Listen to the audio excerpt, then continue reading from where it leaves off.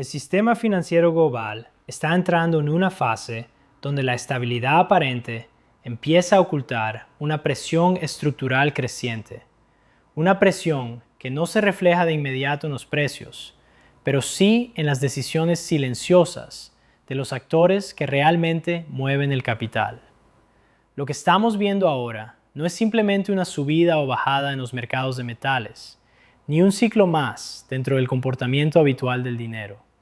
Es un reajuste profundo en la forma en que el poder financiero percibe el riesgo, la confianza y, sobre todo, el valor real de las reservas.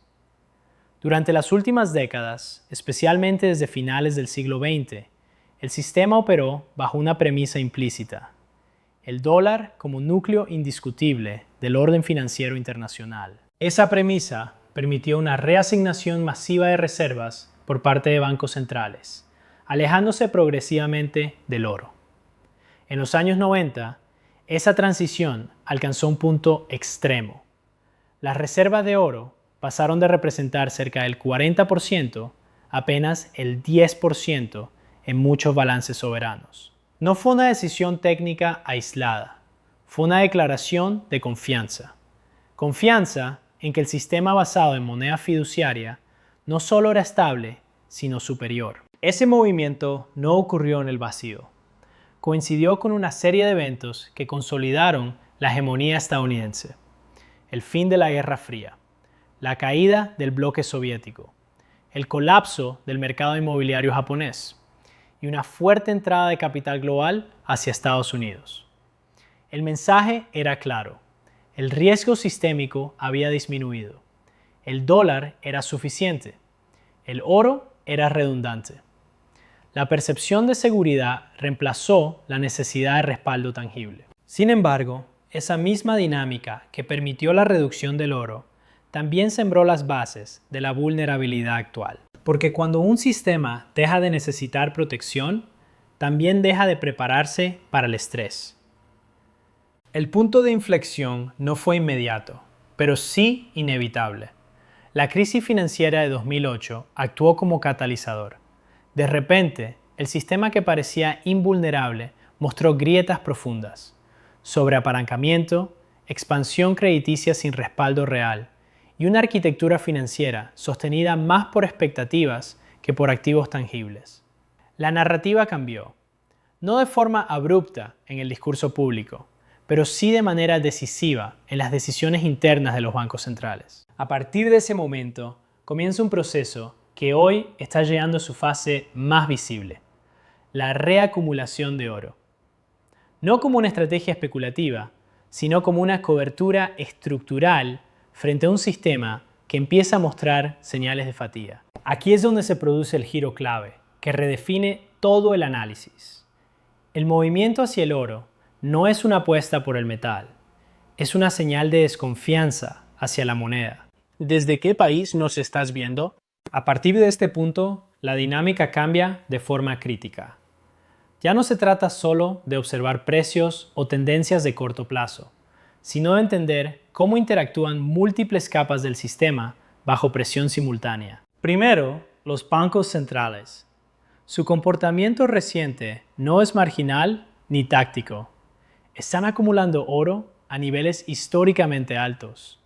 Esto ocurre mientras, en paralelo, continúan operando dentro del sistema fiduciario, lo que crea una dualidad. Por un lado, sostienen el sistema actual. Por otro lado, se protegen activamente contra él. Segundo, la liquidez global. Desde la crisis de 2008, y especialmente en los últimos años, hemos visto una expansión masiva de la oferta monetaria. No se trata solo de Estados Unidos, es un fenómeno global. Europa, Japón, China, todos han recurrido a políticas expansivas para sostener crecimiento, estabilizar mercados y financiar déficits. Este aumento en la masa monetaria no es neutro. Diluye el valor de cada unidad de moneda. Tercero, la inflación. No necesariamente como un fenómeno visible en todos los momentos, pero sí como una consecuencia estructural de la expansión monetaria. Incluso Cuando los índices oficiales muestran moderación, el impacto se traslada a activos específicos, bienes raíces, acciones y especialmente activos tangibles como el oro y la plata. Cuarto, la percepción de riesgo.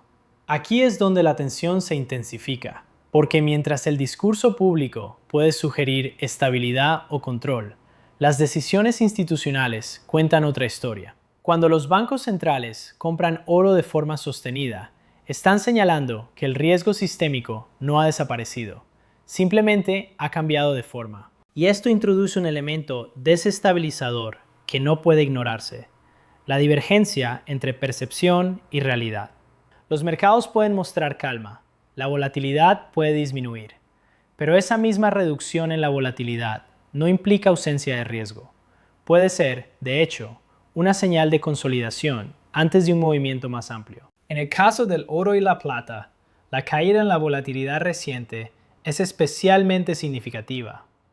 Históricamente, cuando esos activos entran en fases de menor fluctuación, suele preceder movimientos alcistas más sostenidos. No por especulación, sino porque el mercado empieza a alinearse con fundamentos más estables. Esto nos lleva a otro punto crítico: la diferencia entre comportamiento minorista e institucional. Los inversores individuales tienden a reaccionar a la volatilidad, entrando y saliendo en función de movimientos de corto plazo. En cambio, las instituciones, especialmente los bancos centrales, operan con horizontes mucho más largos. No buscan timing perfecto, buscan posicionamiento estructural. Cuando ambos comportamientos divergen, se genera una asimetría de información. Y esa asimetría es donde se concentra la oportunidad, pero también el riesgo. A eso se suma la dinámica de tipos de interés. En teoría, tipos más altos deberían fortalecer la moneda y presionar a la baja los precios del oro. Pero en la práctica actual, esa relación se está debilitando. ¿Por qué? Porque el aumento de tipos está ocurriendo dentro de un contexto de deuda global extremadamente elevada. Eso limita la capacidad de los bancos centrales para mantener políticas restrictivas durante periodos prolongados. Aquí aparece otro nivel de tensión. El sistema necesita tipos bajos para sostener la deuda, pero necesita tipos altos para controlar la inflación. Esa contradicción no tiene una resolución simple. Y en ese espacio de incertidumbre, los activos tangibles ganan relevancia. El comportamiento del dinero en ese entorno se vuelve más complejo. No se trata simplemente de flujo hacia activos de riesgo o refugio. Se trata de redistribución estratégica frente a un sistema que muestra signos de desgaste estructural. El concepto de devaluación es central aquí, pero no en el sentido tradicional de una caída abrupta del tipo de cambio, sino como un proceso progresivo donde cada unidad de moneda pierde capacidad adquisitiva. Este proceso es silencioso, pero acumulativo. Cuando los gobiernos enfrentan restricciones fiscales, tienen dos opciones principales: aumentar impuestos o expandir la base monetaria. La segunda opción suele ser políticamente más viable, pero económicamente más distorsiva. Y es precisamente esa distorsión la que se refleja en el aumento de precios de activos tangibles. En este contexto, el oro y la plata no suben porque valgan más en términos absolutos, sino porque la unidad con la que se miden vale menos. Este matiz es fundamental para entender la dinámica actual. La historia ofrece patrones claros en este sentido. Cada vez que el sistema monetario ha enfrentado crisis profundas, ya sea en 1933, en 1971 o en 2008, la respuesta ha sido una expansión de liquidez. Y cada expansión ha tenido consecuencias similares: aumento en precios de activos, redistribución de riqueza y, eventualmente, reajuste del sistema. Hoy, esos patrones se están repitiendo, pero con una diferencia clave: la escala es global y sincronizada. No es una economía aislada tomando medidas, es un conjunto de economías interconectadas, respondiendo simultáneamente a presiones similares. Esto amplifica tanto el impacto como la incertidumbre. Desde una perspectiva de escenarios, lo que se abre no es una única trayectoria, sino múltiples caminos, condicionados por la evolución de estas variables. Un escenario implica continuidad en la expansión monetaria, con inflación contenida pero persistente, y un aumento gradual en activos tangibles. En este caso, el sistema se ajusta lentamente, evitando rupturas abruptas, pero acumulando desequilibrios. Otro escenario contempla una pérdida más rápida de confianza en las monedas, lo que podría acelerar la reasignación hacia oro y otros activos reales.